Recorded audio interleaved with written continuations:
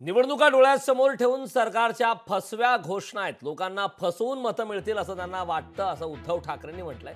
अदानींचा डाव आम्ही उधळून लावणार, मुंबईला अदानी सिटी करण्याचा भाजपचा डाव आहे असं उद्धव ठाकरेंनी म्हटलं। धारावीकरांना चक्रात अडकवलं जाते, अदानींना वारेमाप FSI दिला जातो असं उद्धव ठाकरेंनी म्हटलंय।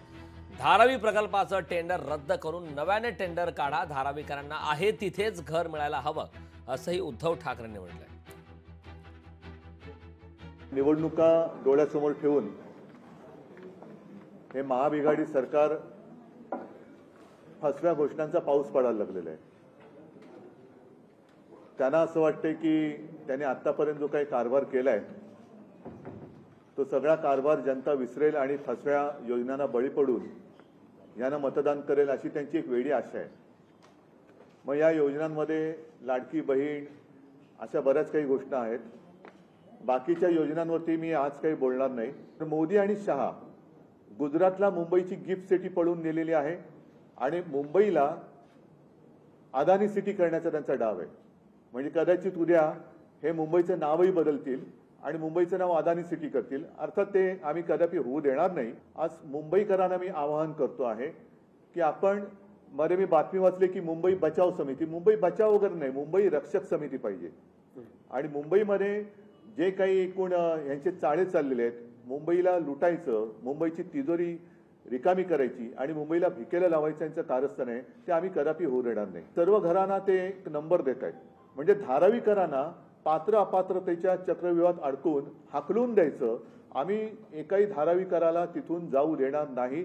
आम्ही प्रत्येक धारावीकराच्या मागे उभं राहू, पण पात्र अपात्रतेचा निकष लावून धारावी रिकामी करायची आणि मग रिकामी केलेली ही धारावी अदानीच्या घशामध्ये अलगद जाईल की जिकडे पुन्हा भूखंडाचा श्रीखंड ओरपाला हे सगळे तयार। अदानीना इकडे जमत नसेल तर अदानीने सांगावं की मला हे जमत नाही, त्यांनी टेंडर सोडून द्यावं, पुन्हा टेंडर काढा आणि त्याच्यामध्ये एकदाच काय ते तुम्ही स्वच्छ पारदर्शक, हा त्यांचा शब्द आहे, पारदर्शकपणाने टेंडरच्या किंवा निविदेच्या अटी तटी शर्ती त्यांना देण्यात येणाऱ्या सोयी सुविधांचा उल्लेख करा, पुन्हा नव्याने टेंडर काढा आणि धारावीकरांना तिथून आम्ही हाकलू देणार नाही। धारावीकराला तिथल्या तिथे 500 फुटाचं घर मिळालंच पाहिजे, त्याच्या उद्योगाची सोय सुद्धा तिथे झालीच पाहिजे, ही आमची आग्रही मागणी आहे। माझं मत असं आहे की हे टेंडर आम्ही आल्यानंतर रद्द करू, त्याच्यानंतर पुढे काय करू हा विषय आलाच, पण आत्ताच ते टेंडर रद्द का करण्यात येऊ नये याचं उत्तर या सरकारने दिलं पाहिजे। कारण धारावीकरांवरती अन्याय करून मुंबईची अदानी सिटी आम्ही काय होऊ देणार नाही, कोणत्याही परिस्थितीत नाही। तुम्ही म्हणालात की कोणाचे तरी मित्र आहेत त्याच्या फायद्यासाठी आहे ना, केलं जाते, तर तुम्हाला आम्ही करू ना रद्द। बघा, या पूर्वीचं टेंडर सुद्धा आम्ही रद्द केलं होतं, नवीन टेंडर आमच्या काळात निघालेलं नव्हतं।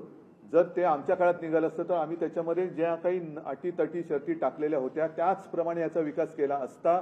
या अधिकच्या सोयी सवलती आम्ही देणार नाही, त्याच्यात धारावीकरांचं हित बघून मग आम्ही गरज असेल तर नवीन सुद्धा टेंडर काढू।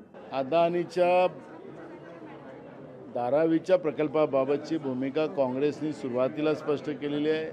आम्हीच महाराष्ट्रातलेच नेते नाही तर आमचे नेते राहुल गांधीजींनी पण धारावीच्या प्रकल्पाबद्दलची भूमिका स्पष्ट केलेली आहे। मुंबई सहित महाराष्ट्रच गुजरातला विकण्याचा जो प्रयत्न भाजपने सुरू केलेला आहे, नरेंद्र मोदीच्या सरकारने सुरू केलेला आहे, त्याचा आम्ही निषेध करतो आणि हे कदापि काँग्रेस सहन करणार नाही। जी लढाई लढता आली, रस्त्यावरची लढाई असेल तर ती पण आम्ही लढू, पण महाराष्ट्र आणि महाराष्ट्राचा स्वाभिमान आम्ही विकू देणार नाही, ही भूमिका आमची आहे।